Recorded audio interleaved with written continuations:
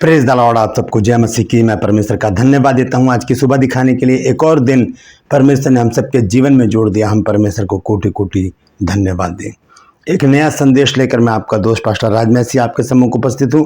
और आज का संदेश जो है वो नीति वचन 22 अध्याय और उसके तीसरे पद पर है। बहुत बड़े भेद की बात है इसमें, जहां पर लिखा है कि चतुर मनुष्य विपत्ति को आते देखकर छिप जाता है, भोले लोग आगे बढ़कर दुख भोगते हैं। तो इसमें क्या भेद की बात है, क्या बात है इसमें छुपी हुई है, वो आज हम इस बात पर बातचीत करेंगे। तो बने रहिएगा मेरे साथ। बहुत बड़े भेद की बात है इसके अंदर कि कहाँ पर अपने आप को छुपाया जाए। चतुर मनुष्य विपत्ति को आते देखकर छिप जाता है। नीति वचन 22 अध्याय 3 पद का भेद, इसका रहस्य आज हम जानेंगे। तो बने रहिए मेरे साथ, पूरा संदेश सुनिए और इसे शेयर भी कीजिए ताकि बहुत से लोग इन बातों को जानें और अपने जीवन को उसी के अनुसार गुजारने का प्रयास करें। ट्रू पल्स में एक बहुत आसान सा सवाल है आज, और वो सवाल है कि दशमांश जो है इसका अर्थ क्या है। दशमांश का अर्थ क्या है? अगर जानते हैं तो कमेंट्स में लिख दीजिए, नहीं तो डिस्क्रिप्शन में आपको इस सवाल का जवाब मिल जाएगा। Praise the Lord. एक छोटी सी प्रार्थना करके आज के वचन को मैं शुरू करूंगा। प्रभु जी, मैं धन्यवाद देता हूँ आज की सुबह दिखाने के लिए और विनती करता हूँ प्रभु जी, आज के वचन को भी शेयर करने में मेरी मदद सहायता कर। मेरे होठों को, मेरे दिल दिमाग को छूकर ब्लेस कर। मेरी आत्मा, मेरा शरीर तेरे ही कब्जे में रहे, ताकि बोलने वाला मनुष्य नहीं बल्कि तेरा आत्मा हो। जितने भी लोग इस वचन को देख रहे हैं, सुन रहे हैं, उन सब पर मैं तेरी आशीष बोलता हूँ प्रभु। हर एक को आशीषित कर, हर एक की रोग बीमारी, चिंता, परेशानियां दूर कर। दुख तकलीफें, लड़ाई झगड़े, तफरके, मनमुटाव, तलाक, बांझपन प्रभु जी, नशा, कर्जा, बेरोजगारी और बीमारियां दूर कर प्रभु। अपने बच्चों को भला चंगा रख प्रभु जी। खुशहाली दे, आनंद दे मेरे परमेश्वर। बड़े काम कर, आश्चर्य कर्म कर, ताकि उनके जीवन में खुशहाली आ सके। परमपिता परमेश्वर, जो लोग घरों से चले गए हैं, रूठ के चले गए हैं, या प्रभु जी खो गए हैं, उन्हें वापस घर फेर कर ला, क्योंकि तेरी दृष्टि पूरी सृष्टि पर है प्रभु। उनको वापस ला ताकि उन घरों में आनंद मनाया जाए। धन्यवाद देता हूँ प्रभु, तूने मेरी प्रार्थना को सुनकर उसका जवाब हाँ और आमीन में दे दिया है। प्रभु यीशु के नाम से मांगता हूँ, आमीन। Praise the Lord. तो आइए आज के संदेश को हम शुरू करेंगे। संदेश है कि विपत्ति के समय हम क्या बने, चतुर या भोले। हमें चतुर बनने की ज़रूरत है, ना कि भोले बनने की ज़रूरत है। नीति वचन 22 अध्याय और उसके 3 पद को जब हम पढ़ते हैं तो देखिए यहाँ पर परमेश्वर का वचन हमें क्या बताता है। ध्यान से सुनिएगा पूरा वचन, और मैं आपसे फिर गुजारिश करता हूँ कि इस वचन को शेयर ज़रूर कीजिए, क्योंकि बहुत से लोग हैं जो इन बातों को नहीं जानते और इन बातों को अलग तरीके से लेते हैं, क्योंकि ये तो भेद की बातें हैं। इनको जानना मेरे और आपके लिए और हर एक विश्वासी के लिए बहुत ज़रूरी है। तो यहाँ पर लिखा है नीति वचन 22 अध्याय और उसके 3 पद में लिखा है, चतुर मनुष्य विपत्ति को आते देखकर छिप जाता है, परंतु भोले लोग आगे बढ़कर दंड भोगते हैं। चतुर और भोले। अब हमें क्या बनना है? यीशु मसीह ने क्या कहा कि मैं तुम्हें भेड़ियों के बीच में भेजता हूँ, सो सांपों की नाई चतुर और कबूतर की नाई भोले बनो। क्या कहा यीशु मसीह ने? कि मैं तुम्हें भेड़ियों के बीच में भेजता हूँ, तो सांपों की नाई चतुर और कबूतर की नाई भोले बनो। तो यहाँ पर हमें चतुर बनने की ज़रूरत है। विपत्तियाँ हैं, विरोध है। अभी दिल्ली में भी संडे को एक चर्च में अटैक किया गया, सारे साजवाज तोड़ दिए गए, बहुत नुकसान पहुंचा, लोगों को मारा गया, पास्टर को पीटा गया, उनके पिताजी को भी मारा गया। हम उनके लिए प्रार्थना कर रहे हैं कि परमेश्वर उनको चंगाई दे, सही सलामत रखे, और विरोधियों को परमेश्वर मन फिराव का अवसर दे, जो व्यर्थ में आकर हुड़दंग मचाते हैं और दंगा फसाद करते हैं, कि जबकि सब लोग शांति के साथ प्रार्थना करते हैं, अपने देश के लिए प्रार्थना करते हैं, अपने नेताओं के लिए प्रार्थना करते हैं, और कुछ नहीं करते वहाँ पर। तो ऐसी परिस्थिति में हमें क्या करना है? अपने लोगों के लिए निरंतर प्रार्थना करते रहना है। तो ये संडे का केस है। ये संडे को मेरे पास वीडियोस, बहुत सारी वीडियो भेजी हैं बहुत से लोगों ने। तो इसलिए हम ऐसी विपत्ति के समय हमें कहाँ छिपना चाहिए, इस विषय पर आज हम बातचीत कर रहे हैं। तो लिखा है कि चतुर मनुष्य विपत्ति को आते देखकर छिप जाता है, परंतु भोले लोग आगे बढ़कर दंड भोगते हैं। हमें भोला नहीं बल्कि चतुर बनना है, जैसे कि यीशु मसीह ने भी किया। यीशु मसीह ने भी जब देखते थे यीशु मसीह के कुछ फरीसी लोग या शास्त्री लोग या सदूकी लोग या यूनानी लोग आकर उनके साथ वाद विवाद कर रहे हैं, तब यीशु मसीह चुपचाप से वहाँ से चले जाते थे। एक वचन मैं आपके साथ शेयर करना चाहता हूँ, यूहन्ना रचित सुसमाचार 12 अध्याय और उसका 36 पद। देखिए वहां पर क्या लिखा है।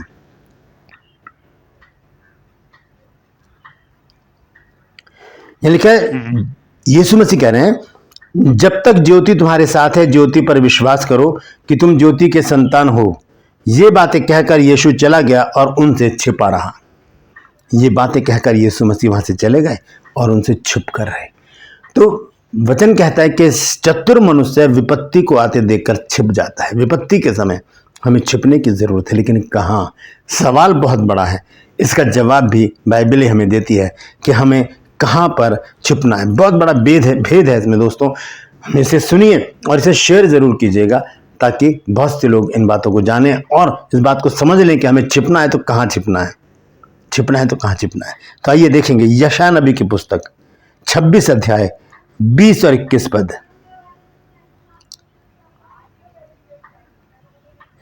यह लिखा है, हे लोगों आओ अपनी अपनी कोठरी में प्रवेश करके किवाड़ों को बंद करो।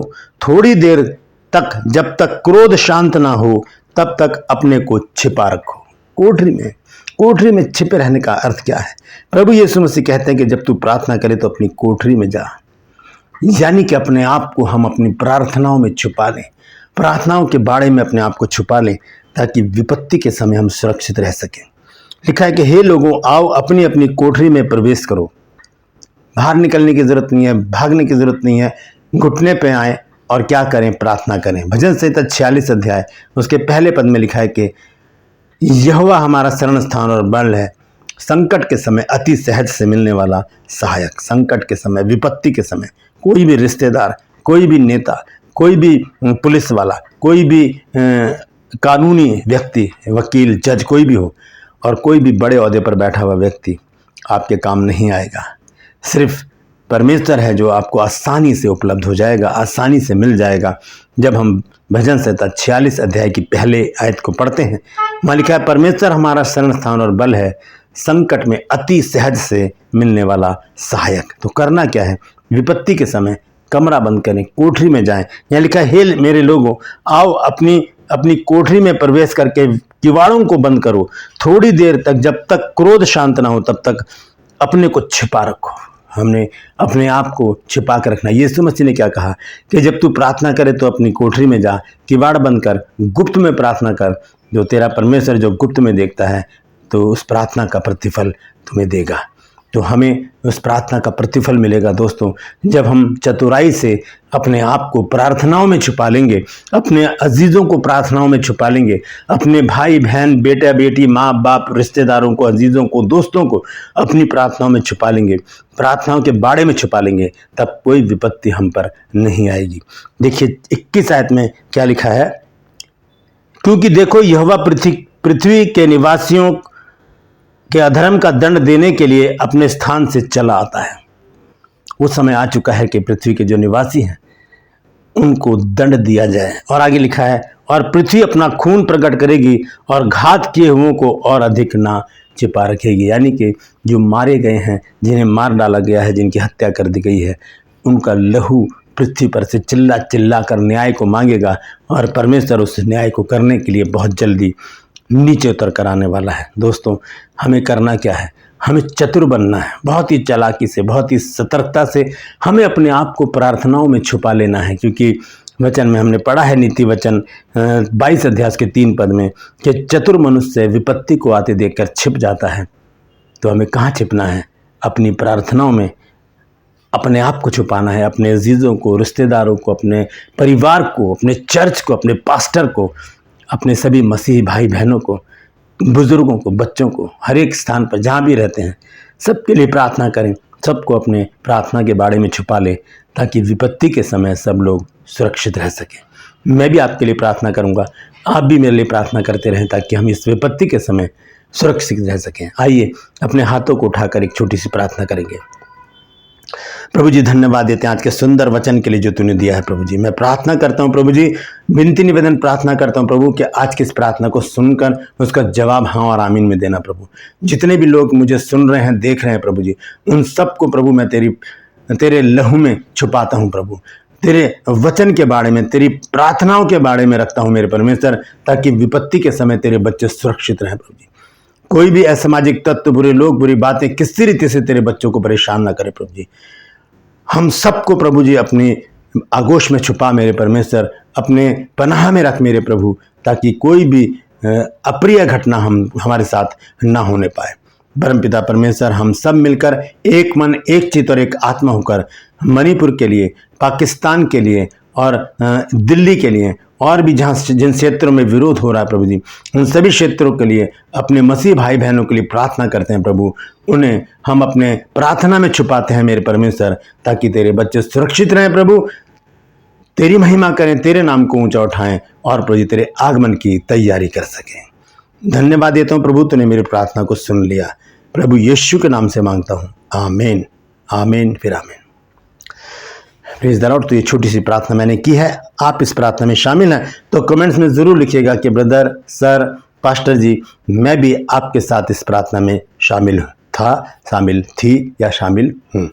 Praise the Lord. परमेश्वर इसका प्रतिफल हमको जरूर लौटा के देगा, क्योंकि अय्यूब 42 अध्याय के 10 पद में लिखा है कि जब अय्यूब ने अपने मित्रों के लिए प्रार्थना की, तब परमेश्वर ने उसके सारे दुख दूर कर दिया और जितना उसका पहले था उसका दुगना परमेश्वर ने उसको लौटा कर दिया।